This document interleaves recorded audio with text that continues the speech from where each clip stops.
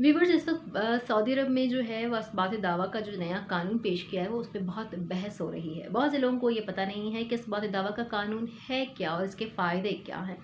यहाँ एक Saudi report है और इसकी रोशनी में मैं आपको बताऊंगी कि इस्बात दावा कानून क्या है जो सऊदी मुमलिकत में नाफिज होने जा रहा है और उसकी आम लोगों को क्या फ़वाइद होंगे। तो सबसे पहले तो इस्बात दावा जो कानून है वो आप किसी भी सिविल आइली अमूर में जब आप कोई केस लड़ते हैं, दावा करते हैं, दायर करते हैं, उसका है। और इसको साबित करना है, इस्बात दावा यानी अपने दावे को साबित करने के हवाले से ये कानून है। इसके 11 चैप्टर हैं, इसमें 171 दफ़ात शामिल हैं और इसकी मंजूरी सऊदी काबीना ने दी है। ये जो कानून है वो तजारती, सिविल और आइली अमूर पर लागू होगा। इस कानून के नाफिज होने से पहले जो मामला तय हो गए हैं वो पुराने कानून के मुताबिक उनका फ़ैसला किया जाएगा, लेकिन इस कानून के नाफिज होने के बाद से ऑनवर्ड सब कुछ इस नए कानून के तहत होगा।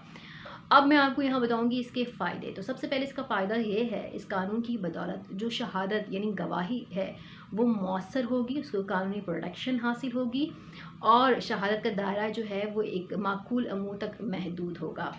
नए कानून में साबिका जो तजारती मामलात थे उनको तो साबिका कानून के तहत ही किया जाएगा, लेकिन जो मौजूदा हैं उनको मौजूदा कानून के मुताबिक तय किया जाएगा।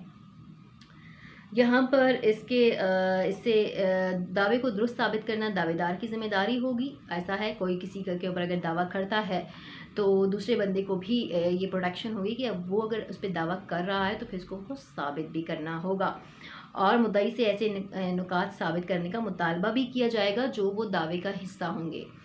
ये भी इसकी एक वो है, जज अपनी निजी मालूमात के मुताबिक कोई फ़ैसला नहीं कर सकेगा।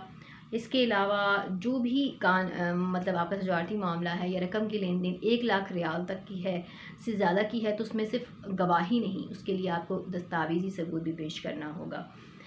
इसके अलावा इस कानून के और भी बहुत से फ़ायदे हैं कि गवाह के दावे का किसी भी फरीक से ताल्लुक़ ना हो और गवाह के मुकदमे से कोई मफाद ना वाबस्ता हो। उसका गवाही भी काबिल कबूल ऐसे नहीं होगी जिसकी गवाही ज़ाती नुकसान का अजाला हो रहा हो या गवाही देने से कोई ज़ाती फ़ायदा हासिल हो रहा हो।